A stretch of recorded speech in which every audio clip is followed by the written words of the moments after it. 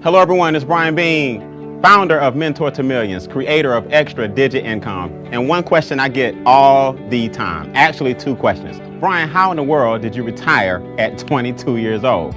And the second question I get is, how in the world did you make your first $1 million in your late 20s, early 30s? But here's the question everyone should ask. How did I lose my first $1 million and then get it back? Easy. I had mentors who finally taught me in my 30s how to keep money. What I want everyone to understand is that America is a capitalistic society. So before you look at fancy cars and big homes, there's nothing wrong with material things. You want to leave more of a legacy for your family and create wealth for your loved ones. Here's a basic formula that I want to share with everyone watching this video. 2, 4, and 3. There are two basic objectives that everyone wants to meet in America. In capitalism, one is you want to make money to maintain the lifestyle that you currently have during your working years. That's very important. Another word for that is pay the lights, pay the gas bill, drive a car, have clothes on your back, put food in your mouth, and a roof over your family. Basic necessities. Now, objective number 2 is a little more complicated.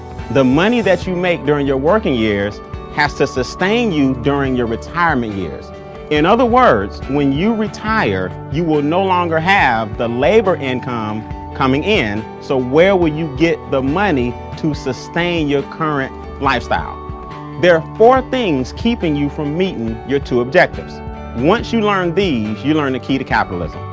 Number 1 is inflation. You have to put your time and money into things that outpace inflation. Now, what is inflation? Funny you should ask, because they don't really teach this in economics. They don't really teach this in school. Inflation basically means everything around you is getting more expensive, but your income is staying the same. That means the value of every dollar you make is dropping no matter what the market says. Inflation causes your money to decrease on a daily basis.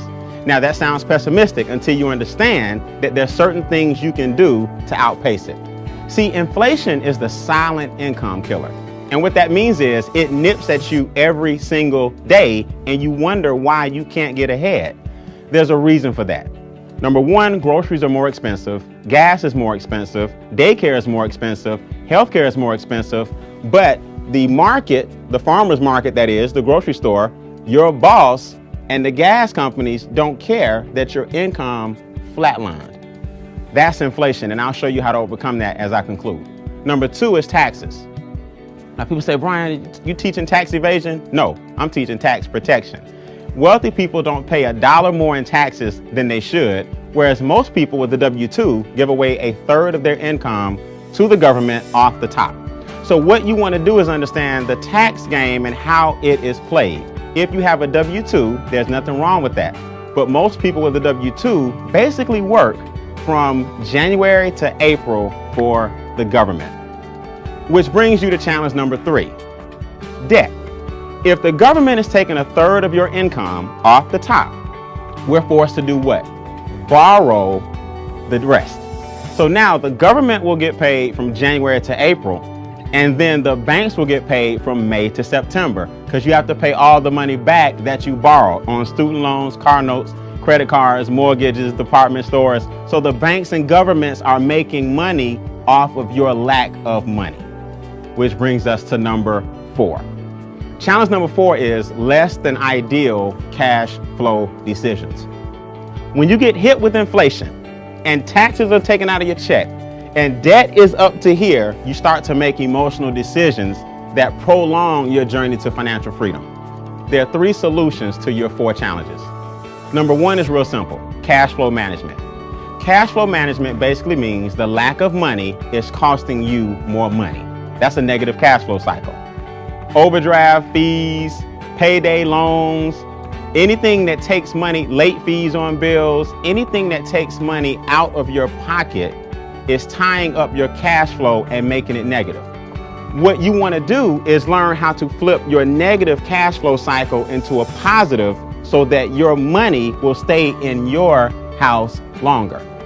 So when I lost my first $1 million, I ended up getting it back because I was able to use my own money and scale it and not make the same mistakes I made in my 20s. The second thing you can do, second solution, open a home-based business.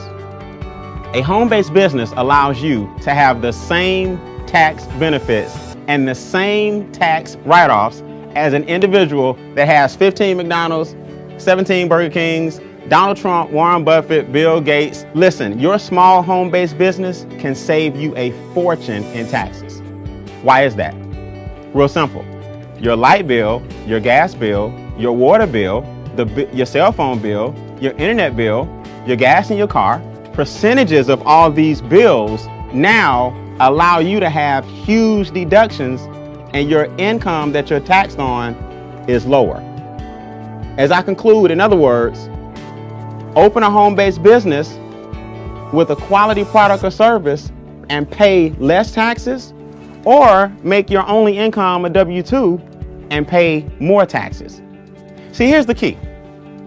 Your money is going to make someone wealthy. The question is, who's it going to be? And number 3 is investment income. Always understand that making money is taxed at a lower rate than labor making money. So do you think wealthy people work harder than you, or do you think wealthy people have figured something out that you have not? There's a reason Warren Buffett pays less taxes percentage-wise than his secretary. He understands capitalism. Remember, guys, making money talks, yes, but creating wealth whispers. I'm Beane. Continue to create, sustain, and advance.